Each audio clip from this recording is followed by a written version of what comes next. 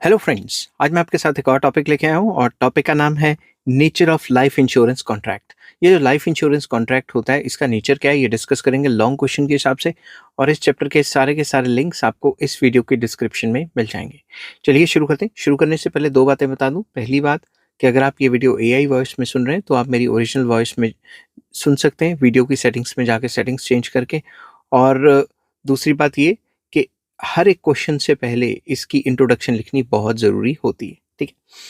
A life insurance contract is a legally binding agreement between an insurance company, जिसको insurer कहा जाता है, and an individual और entity जो कि पॉलिसी होल्डर है। तो मतलब इंश्योरर और इंश्योर्ड पर्सन के बीच में ये एक ऐसा एग्रीमेंट है जो लीगली बाइंडिंग है। ठीक है, मानना ही पड़ेगा। under which the insurer promises to pay a specified sum of money to be to the beneficiary upon the death of the insured or after the predetermined period in exchange for the payment of premiums. इसके अंदर ये एक ऐसा agreement होता है जिसके अंदर जो इंश्योरर है, जो कि इंश्योरेंस कंपनी है, वो जितने टाइम की पॉलिसी चलेगी उतना हर टाइम पीरियड के बाद एक, जैसे महीने का भी हो सकता है, क्वार्टरली भी हो सकता है, ईयरली भी हो सकता है, प्रीमियम लेगा।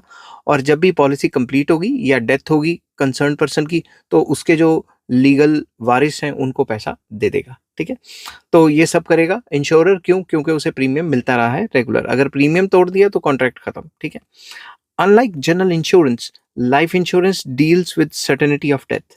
बाकी इंश्योरेंसेस में अगर आप देखो, जैसे आपने कार इंश्योरेंस कराई तो ज़रूरी तो नहीं आपकी कार का एक्सीडेंट हो, मगर ये जो लाइफ इंश्योरेंस है ये तो सर्टेन है। आपको पता है कि कभी ना कभी तो बंदे की डेथ होनी होनी है, which makes it contractual nature unique. इसका जो कॉन्ट्रैक्चुअल नेचर है ये काफ़ी बाकी इंश्योरेंसेस से अलग है।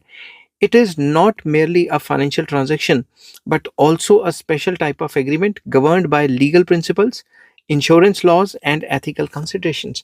ये जो कॉन्ट्रैक्ट है ये लीगल प्रिंसिपल्स के ऊपर बेस्ड है, इंश्योरेंस लॉज के ऊपर बेस्ड है और एथिकल कंसिडरेशंस भी हैं इसके। ठीक है, तो काफ़ी इंपॉर्टेंट कॉन्ट्रैक्ट बन जाता है। तो legal nature of a life insurance contract can be explained with the help of following points. तो सबसे पहले थोड़ा इंट्रो लिखेंगे। A life insurance contract passes all the essential elements of a valid contract under Indian Contract Act 1872 और relevant national law। Simple words में, जो India में Indian contract act लगता है उसके जितने भी इसेंशियल एलिमेंट्स हैं सारे के सारे इसके ऊपर एप्लीकेबल होते हैं। As well as specific features unique to insurance. तो इसमें और भी कई फीचर्स हैं जो सिर्फ जो लाइफ इंश्योरेंस में ही पाए जाते हैं। अब हम डिस्कस करेंगे essentials of a valid contract. एक वैलिड कॉन्ट्रैक्ट के क्या क्या इसेंशियल्स हैं अंडर लाइफ इंश्योरेंस। सबसे पहले आ जाता है ऑफर एंड एक्सेप्टेंस। इसके अंदर क्या है? The policy holder applies for insurance, वो अपनी ऑफर करता है, and the insurer accept the proposal, that is called acceptance. तो मतलब जो इंश्योरेंस लेना चाहता है पॉलिसी होल्डर, वो ऑफर करता है कि मुझे ये टर्म्स एंड कंडीशंस पे पॉलिसी चाहिए, और जो इंश्योरेंस कंपनी है जो कि इंश्योरर है वो एक्सेप्ट करता है। तो offer and acceptance one of the most important part. Second आ जाता है कंसिडरेशन, कि किस कंसिडरेशन पे देंगे। The premium paid is the consideration for the insurer's promise to pay the sum assured. तो जो इंश्योरेंस कंपनी है वो सम एश्योर्ड तभी देगी ना जब उसको भी कुछ मिलेगा। उसको जो भी मिलेगा उसे कंसिडरेशन कहा जाता है। तो जो प्रीमियम है पॉलिसी का वो कंसिडरेशन कहलाता है। थर्ड आ जाता है इसमें competent parties. Both the parties must have the legal capacity to contract. तो दोनों पार्टीज की जो लीगल कैपेसिटी है वो होनी चाहिए कॉन्ट्रैक्ट के लिए। समझ गए बात?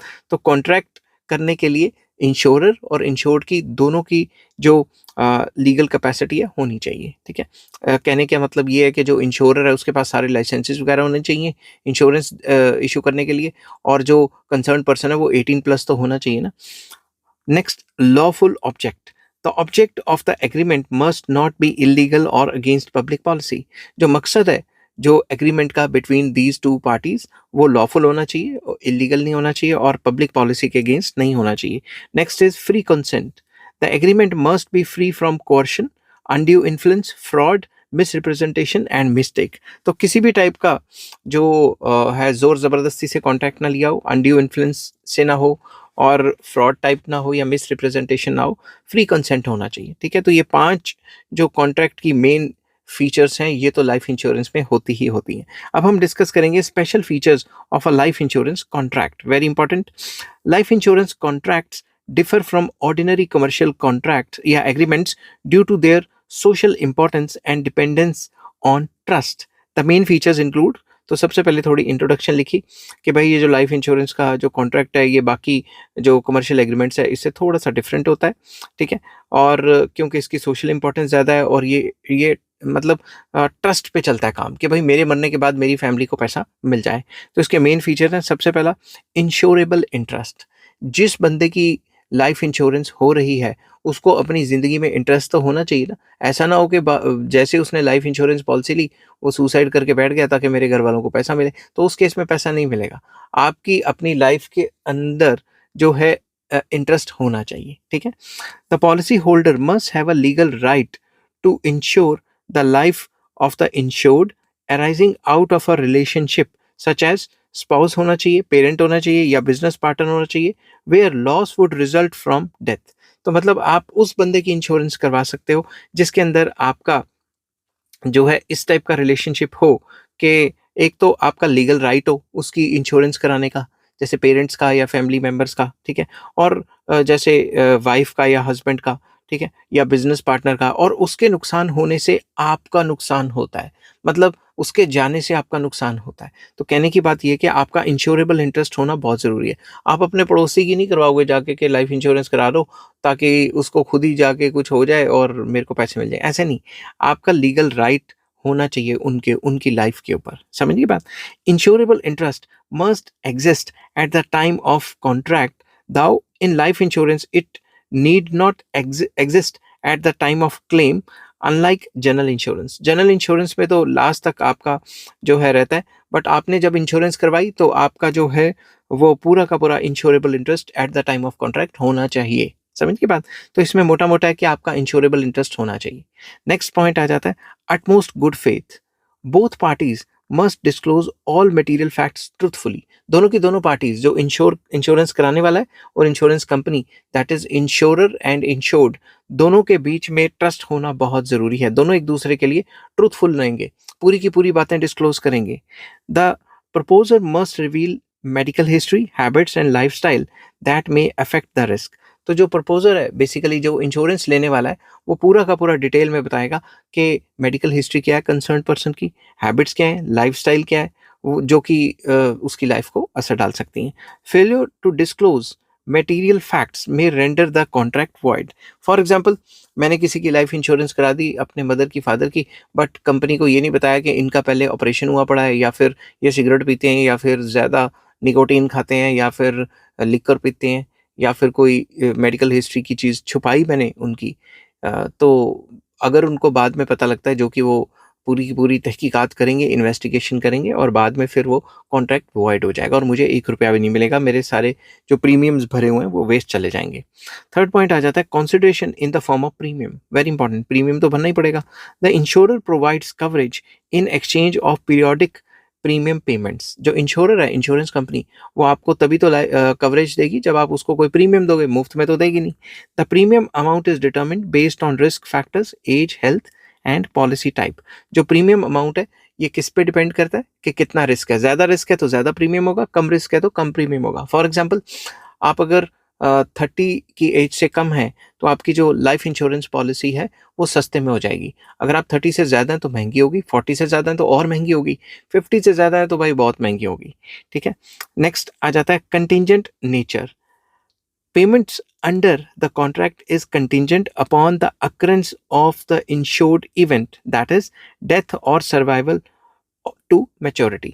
जो पेमेंट होगी वो कंटिंजेंट होगी। कंटिंजेंट का मतलब है कि वो इवेंट जो होगा उसके बाद होगी, बंदे के मरने के बाद होगी, या फिर कोई जो पॉलिसी का जो टाइम पीरियड है वो ख़त्म हो गया उसके बाद होगी, ठीक है। मतलब ऐसे नहीं कि बंदे के जिंदा रहते ही पैसे देने पड़ेंगे, समझ गई बात। Death is certain but it's timing is uncertain. Death तो हर एक की होनी होनी है मगर टाइमिंग अनसर्टेन है, which makes life insurance a unique form of risk coverage. तो डेथ तो होनी होनी है मगर ये नहीं पता कब होनी है।